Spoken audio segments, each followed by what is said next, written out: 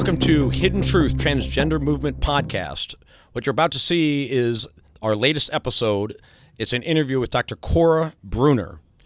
She works at the Seattle Children's Hospital in the Gender Clinic. She's also a member of the American Academy of Pediatricians and a transgender expert.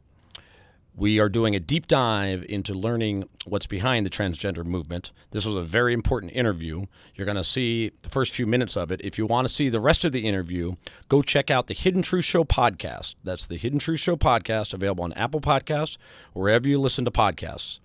The interview started with me asking her about gender dysphoria and giving her my opinion that wouldn't you prefer that your child not be born with gender dysphoria? She had a real problem with that question. Am I right that gender dysphoria is not something that you would wish upon your children? What? Wish upon my children? What do you mean? In other words, because I've interviewed people who have struggled with this, and struggling with gender dysphoria is, they wrestle with it. I mean, it's a difficult issue to deal with, and therefore, it's something you would hope that your child would not have to deal with. Because there's absolutely no acceptance of it as okay to be confused as to who your gender is in our current climate, so it's not okay. Is that what you mean?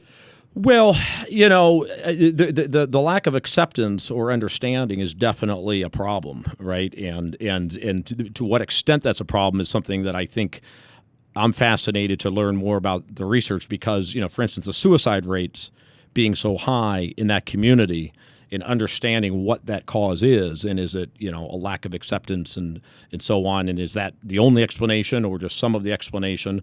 I want to get into that with you, but I guess it kind of comes from a question I raised in my I think it was my intro to the last show, which is in talking to friends who, my friends are very open-minded about sexual orientation and transgenderism and so on. And, I believe I am also. But, I'll ask them, well, but if you had a child that was born, wouldn't you prefer the child not be born with these things? And I've had some say, obviously, their preference would be no. I said, well, you're going to love them regardless. You're going to love your child regardless, but isn't it preferable that your child not be born with gender dysphoria? And some people struggle with the answer to that. To me, it seems obvious that it's a condition that, requires treatment. It might ultimately require drugs and surgery. So for me, it's a no-brainer. I don't have any children, by the way, but to say that, yes, I would hope that my child not be born with gender dysphoria, it seems like a no-brainer, but some people struggle with that. So what's your answer to that? I would not feel bad if my child had gender dysphoria at all.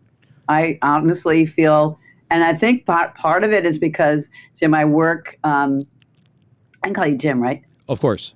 Okay. In a gender clinic where I have the luxury of working side by side with people who know how to tackle this early and would be able to help and get people resources very quickly. So I am not in the middle of a community where it wouldn't be accepted or something potentially bad would but happen. even with societal acceptance, it's something that has to be dealt with, because bottom line is you are a child feeling like you're in the wrong body. I mean, again, I wouldn't wish that on my child. If my child had that, for sure, I'm going to give them all the love and treatment and acceptance or whatever that they require. But, gee, I sure wish that my child didn't have to deal with that. Yeah, but again, having just been through cancer, honestly, and my sister died from cancer 6 years ago, I honestly, let me just retrace that, because I'm wondering how my mom would have felt if she'd known that one of her daughters would have died and the other one had it. Because my mom passed away in December.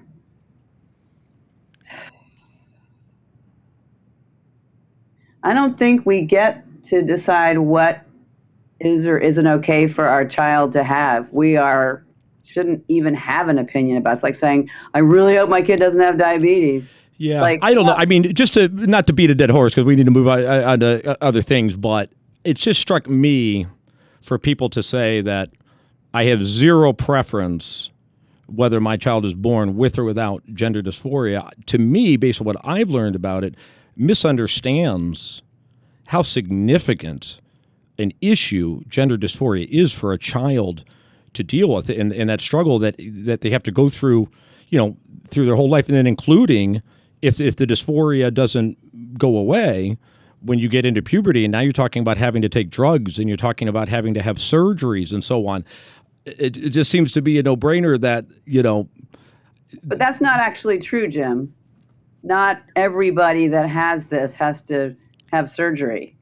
So I think you're misguided a little bit, that it's all or none. So if you have concerns about what gender you are, and I super hate the word dysphoria because it implies negative. That word dys is not a good term, but we have to use it, obviously. But it implies something's wrong, as opposed to no.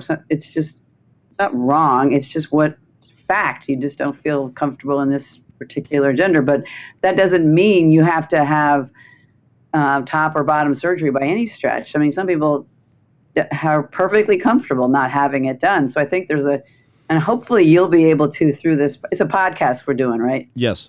Yeah. Get people to understand it is not absolutely a fait accompli that you're going to go the whole thing and have to take drugs and have this sort of negative, it's like, well, no, you're taking a hormone to enhance and to take away facial hair, and you may or may not need surgery. If that's not what you want, that's okay too. There is no must about any of this. But once reaching adolescence, that definitely is one of the common treatments at this point is the hormones, right? Yeah, but with huge amounts of consent, and the consent has to be done by the parent. Check out the rest of the interview by going to the Hidden Truth Show podcast. That's the Hidden Truth Show podcast, wherever you listen to podcasts, for the rest of our interview with Dr. Cora Breuner. I'm Jim Breslow.